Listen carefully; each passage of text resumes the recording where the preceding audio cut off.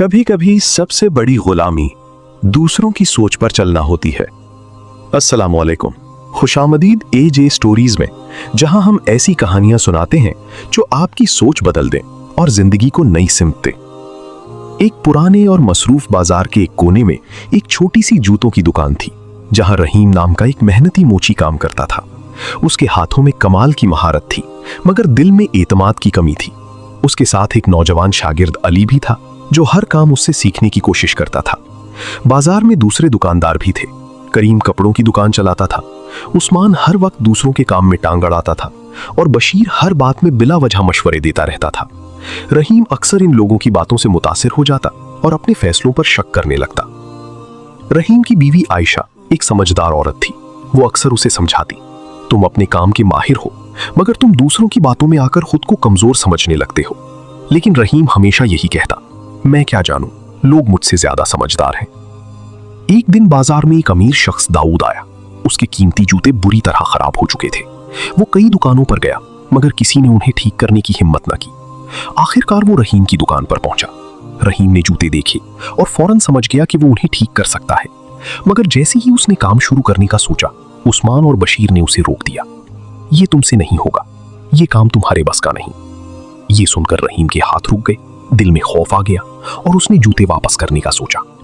उसी वक्त वहां एक दाना बूढ़ा शख्स हकीम सईद आया, जिसे पूरा बाजार इज्जत की निगाह से देखता था।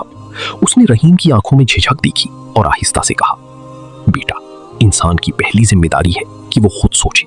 अगर तुम हर बात दूसरों से पूछकर करोगे तो कभी अपनी ताकत नहीं पहचान पाओगे। ये अल्फाज रहीम के दिल में गहराई तक उतर गए। उसने पहली बार खुद से सवाल किया, क्या मैं वाकई ये काम नहीं कर सकता, या मैं सिर्फ डर रहा हूं? इस लम्हे उसके अंदर कुछ बदल गया। उसने जूते उठाए, गहरी सांस ली और पूरी तवज्जो के साथ काम शुरू कर दिया। अली हैरत से उसे देख रहा था।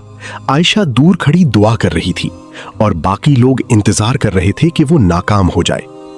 घंटों की मेहनत के बाद रहीम ने जूते ठीक कर लिए। जब दाऊद ने उन्हें देखा तो वो हैरान रह गया।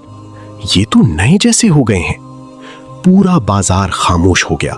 वही लोग जो उसे रोक रहे थे अब शर्मिंदा खड़े थे। रहीम के चेहरे पर एक नया एतमाद था। उसे एहसास हुआ कि असल ताकत उसके हाथों में नहीं, बल्कि उसकी सोच में है। अली खुशी से बोला, उस्ताद, आपने कमाल कर दिया। आयशा की आंखों में फख्र था और हकीम सईद मुस्कुरा रहे थे। रहीम ने आहिस्ता से कहा, मैंने आज सीखा है कि अगर इंसान खुद पर यकीन ना करे और दूसरों की सोच पर चले तो वो कभी आगे नहीं बढ़ सकता। उस दिन के बाद रहीम सिर्फ एक मोची नहीं रहा, बल्कि एक ऐसा इंसान बन गया जो अपनी सोच पर यकीन रखता था, और यही उसकी असल कामयाबी थी।